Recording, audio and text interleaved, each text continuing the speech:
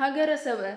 ጓልቶም ጻዕዳ ልቦም መዓር ጸባ ዝቐለቦም ጓልቶም ጽዒሮም ዝነብሩ ብኽብሮም ዘይደራደሩ ሃገረ ሰብአ ትሽመይ ይናገር ከም ዝኾነ ናይ ሰብ መንበር ሓንቲ ገዛ ትሕዘና ጠቕሊላ ንሕና በዳራሽ ከፍትና ብገበላ ኣብቲ ወጓጎ ወጋሕታ ንሕና ክንለዓል ከፍትና ከኸፈታ እቲ ጽዑም ድምፂ ናይ ኣዕዋፍ ጫጫታ ሰላማዊ ኣየር ዝረኽበሉ ሩፍታ ሃገረ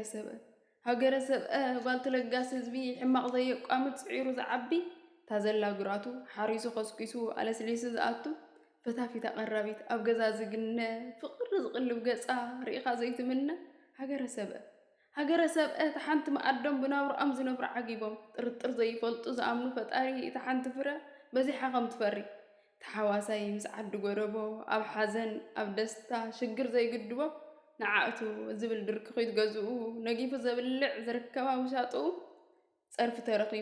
ጸርፊ ተረኺቡ ሃገረ ሰብ ትብሉኒ ንስነይ የስሒቑ ውሽጠይ ዘሐጉሰኒ ሃገረ ሰብአ